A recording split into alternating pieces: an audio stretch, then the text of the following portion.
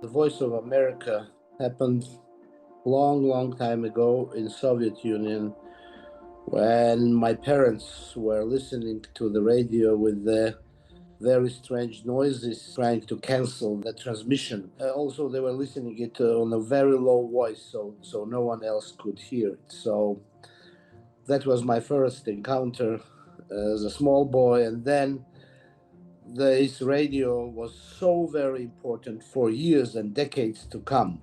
Our American listeners probably could not imagine what it means to have an opportunity to listen to an opinion, a different opinion from propaganda.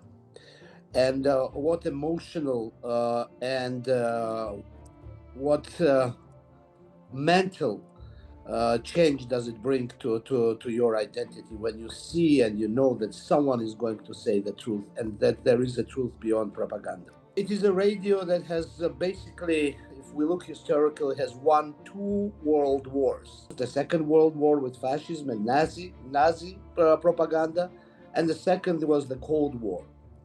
So we can only applaud and thank the stuff that has worked for the truth through these troubled years when the world was the truth was substituted with lie and propaganda was forcing us into bloodshed.